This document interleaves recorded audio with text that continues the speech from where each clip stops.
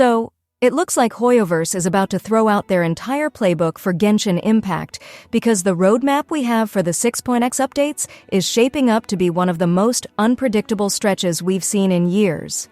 I really want to just sit down today and walk through everything we know so far from patch 6.1 all the way through 6.7. Of course, none of this is officially confirmed just yet. We're talking about new 5 stars, more harbingers, long-awaited lore figures like Varka, and even some really strange shakeups to their banner strategy that has the whole community arguing. I'll also try to mix in some of my own personal takes and compare these updates to older ones, because I think that's where the real story is. It's not just about who is coming out, but what these choices tell us about Hoyo's new approach. But first, are you ready for Nod Krai? The anniversary is here, which means the double top-up bonus is reset. Get double crystals for less at lootbar.gg. It works just like the in-game top-up system, but with savings of up to 25% off. On top of that, new users get a 10% discount coupon, and existing users can stack special discounts during the Nod Krai launch. See this? The regular $100 pack only costs $85 on Loot Bar. They also have the all-in-one bundle at a special price for the update. All you need is your UID, no password, no login. Just pick your bundle, select your server, enter your UID, and your crystals get delivered in seconds. Loot Bar has awesome reviews. It's fast, secure, and trusted by tons of players. If you're topping up for Genshin's anniversary, don't waste your money. Click the link in the description or pinned comment and top up now with Loot Bar. Let's just dive right into 6.1 because this is really where the fireworks start. According to HMDG Cat, who has a nearly flawless track record when it comes to banner information, the lineup for this first patch is just completely stacked. We have Nefer, the new 5-star Dendro Catalyst from Nod Krai, headlining the patch. Now, that part was more or less expected.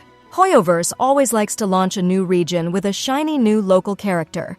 The real shocker, the thing that made everyone's jaws drop, were the reruns slated to run alongside her, Arlecchino, Furina, and Zhongli. Yes, that's 2 Archons in the same patch, something that has literally never happened before. Normally, HoYoverse spaces out their Archon reruns like they're precious artifacts. Venti, Raiden, Nahida, they all got their own solo rerun windows. So to suddenly together in 6.1 feels like a very deliberate move to grab our wallets. And honestly, who can blame them? Furina is still one of the most impactful Hydro characters for team-wide buffs and utility, and Zhongli's shield continues to trivialize half the game's content even years later. When you put that together with Arlecchino, one of the most popular pyro carries, and Nefer's debut, you've got what might just be the most monetized patch Hoyo has ever attempted. So where does Nefer actually fit into all this? Her leaked kit seems to focus on something called Lunar Bloom, which is a Nod Krai reaction that looks like a cousin to Nilou's Bloom, with constant area of effect ticks and some kind of charged attack replacement mechanic. It's a bit too early to pin down exact damage numbers, but the design itself makes a lot of sense in a meta where Hydro and Dendro synergy is still dominant. If Nefer shares a phase with Zhongli, that means her signature catalyst could be paired with Vortex Vanquisher, which has a reputation for being one of the least desirable 5-star weapons in the game. Players are already joking that Zhongli's real signature weapon is the 3-star Black Tassel, and you can really feel the dread in posts where people are saying things like, "Please don't put Nefer with Zhongli, I'll lose my mind." It's funny, but it's also true. Hoyo has a long history of putting strong new weapons alongside duds to bait people into extra pulls. Since the phases aren't confirmed yet, people are speculating non-stop. The best-case scenario would be Nefer and Furina in Phase 1, with Arlecchino and Zhongli anchoring Phase 2. The worst case is Nefer gets tied to Zhongli, and the Vortex trap is set. Personally, I think it's most likely Nefer will launch in Phase 1 since that's been the tradition for new 5-stars. Now, let's move into 6.2, and this is where Duran finally makes his long-awaited debut. Lore-wise, he is practically a myth come to life. The corrupted dragon who once attacked Mondstadt, now appearing in a human form. That alone makes him one of the most anticipated releases of this entire cycle. But the community isn't just hyped for his story. He's already earned the nickname Big Xiangling, and that label has been fueling a ton of discussion. For anyone who might be newer to the game, Xiangling has been a 4-star powerhouse since launch, thanks to Piranado, which constantly applies pyro damage while she's off-field. That consistent application enabled endless vaporize and melt setups and made her the backbone of the national team for years. So when leakers say RERUN is a 5-star version of that same concept, they're basically pitching him as the ultimate pyro sub-DPS, with sustained off-field pyro, higher scaling, and extra utility layered in. The leaks paint him as a hybrid, not just an enabler but possibly a sub-DPS who also brings buffs or even some healing or shielding. It's not clear yet if those tools are part of his base kit or if they're gated behind constellations, but the general idea is that he can both drive reactions and smooth out the team's survivability. That's where the big Sangling meme really takes hold. The idea of a Piranado upgrade who can glue together all sorts of compositions instead of just being locked into one team. Then we get to 6.3, which might just be the true headliner of the whole Nod Krai arc. Columbina, the Fatui Harbinger, is heavily rumored to arrive here, alongside someone being referred to as the White Horse Adeptus. Now Columbina has been hyped since the very first Harbinger teaser trailer, and everything about her just screams top-tier meta unit. She's ranked at the very top of the strength leaks, right alongside Alice, with expectations that she'll be a game-changer on the level of the Hydro Archon for Nod Krai. The White Horse Adeptus, on the other hand, is more of a question mark. The name appeared in a few leak posts, but the credibility there is a bit lower. People are skeptical, but it's not impossible that we see another Adeptus join the roster here. Either way, 6.3 is really feeling like the must-pull moment of this cycle, with Columbina carrying the weight of both immense lore and gameplay hype. By 6.4, all eyes will turn to Varka. He has been one of the longest teased characters in the entire game.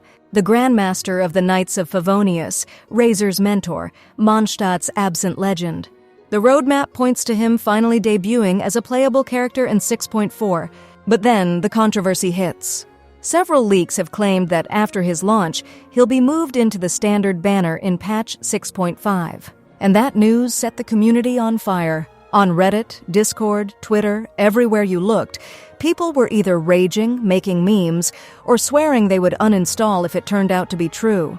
The idea that after 5 years of waiting, Varka might just become another standard banner option that you can randomly lose a 50-50 to, that feels brutal. Now, to be fair, standard banner additions do happen. Tignari was added after 3.0, Dehya after 3.6, and most recently Mizuki after 5.5. So there is a precedent, and if the early leaks about Varka's kit are accurate, an Anemo Claymore user focused more on utility and field control than raw DPS, then the standard banner theory kind of makes sense. Hoyo tends to put solid but not meta-breaking characters into the standard pool.